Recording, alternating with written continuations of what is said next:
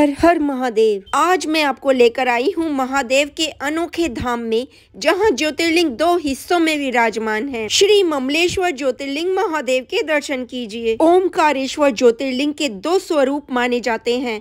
एक को ओमकारेश्वर तो दूसरे को ममलेश्वर नाम दिया गया है। ममलेश्वर ज्योतिर्लिंग नर्मदा के दक्षिणी तट पर ओमकारेश्वर की सामने वाली पहाड़ी पर नजर आता है। अलग अलग होते हुए भी दोनों की गणना एक ही शिवलिंग, एक ही ज्योतिर्लिंग के रूप में की जाती है। भक्तों, ये ज्योतिर्लिंग मध्य प्रदेश में पवित्र नर्मदा नदी के तट पर स्थित है। इस स्थान पर नर्मदा के दो धाराओं में विभक्त हो जाने से बीच में एक टापू सा बन गया है। इस टापू को मधानता पर्वत या शिवपुरी कहते हैं। नदी की एक धारा इस पर्वत के उत्तर और दूसरी दक्षिण होकर बहती है। आपकी सभी तीर्थ यात्राएं अधूरी हैं अगर आपने तीर्थ यात्राओं से लाया हुआ जल ओमकारेश्वर में ना चढ़ाया। ओमकारेश्वर इस द्वीप का नाम है। इसे भारत के सबसे पवित्र स्थानों में से एक माना जाता है। ये पूरा द्वीप ओम के आकार का है। ओम वे प्रधान ध्वनि है जिससे ये माना जाता है कि संसार में सब कुछ उभरा है। पुराणों के अनुसार सतयुग में जब श्री राम के पूर्वज इक्ष्वाकु वंश के मानधाता ने ओंकारेश्वर द्वीप पर शासन किया तो नर्मदा नदी चमकीली हो गई थी। सतयुग में इस द्वीप ने एक विशाल स्पार्कलिंग मणि का आकार ले लिया। त्रेता युग में यह सोने का पहाड़ था। द्वापर युग में यह तांबे का था और कलयुग में इसने एक चट्टान का आकार ले लिया है। इसी चट्टान के दो तरफ दो ज्योतिर्लिंग हैं, ओमकारेश्वर और ममलेश्वर। हर हर महादेव। मंदिर में एक भव्य सभा मंडप है। यह मंडप 60 विशाल भूरे पत्थर के खंभों पर खड़ा है। विशालकाय मंदिर 5 मंजिला है।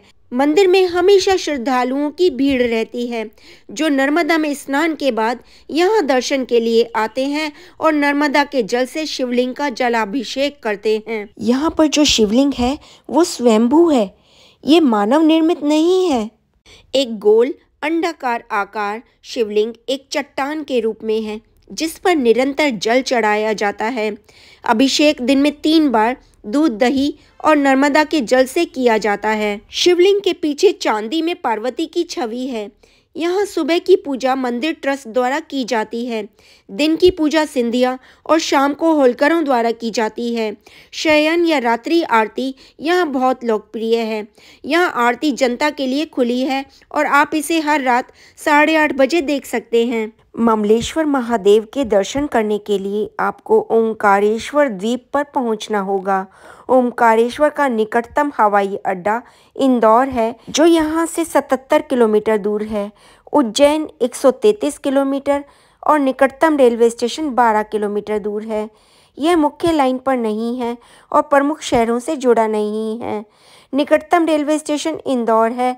आप उज्जैन, इंदौर या खंडवा से भी बस पकड़कर यहाँ पर आ सकते हैं। अगर आप हवाई जहाज से यहाँ आना चाहते हैं तो देवी अहिल्याबाई होलकर हवाई अड्डा ओंकारेश्वर से निकटतम हवाई अड्डा है। एयरपोर्ट से ममलेश्वर ज्योतिर्लिंग 63 किलोमीटर दूर है। ममलेश्वर और ओंकारेश्वर ज्योतिर्लिंग के बीच में नर्मदा नदी बहती है। आप एक ज्योतिर्लिंग के दर्शन कीजिए, नाव में बैठिए, 20 रुपए किराया दीजिए और दूसरे ज्योतिर्लिंग के भी दर्शन कर लीजिए। हर हर महादेव। नदी को पार करने के 2 तरीके हैं, या तो आप पुल से भी जा सकते हैं या तो आप नाव से जा सकते हैं। दोस्तों, 12 ज्योतिर्लिंगों की यात्रा पर आई हूँ और एक एक करके आपको सभी के दर्शन करा रही हूँ। आप एक एक करके मेरे सभी वीडियो देख रहे होंगे, सभी ज्योतिर्लिंगों के दर्शन कर रहे होंगे और सभी की कथाएं भी सुन रहे होंगे। ओम के आकार के इस द्वीप पर आते ही ऐसा लगा मानो महादेव से साक्षात दर्शन हो गए। ओम शब्द में ही पूरी सृष्टि का वास है। अब बात करते हैं उस रहस्य की जो ओमकारेश्वर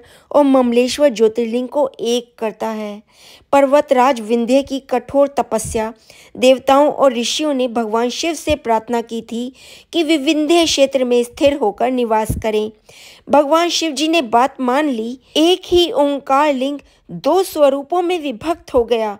प्रणव के अंतर्गत जो सदाशिव विद्यमान हुए उन्हें ओंकार के नाम से जाना जाता है और पार्थिव मूर्ति में जो ज्योति प्रतिष्ठित हुई उसे ही परमेश्वर अथवा अमलेश्वर ज्योतिर्लिंग या ममलेश्वर ज्योतिर्लिंग कहा जाता है। हर हर महादेव।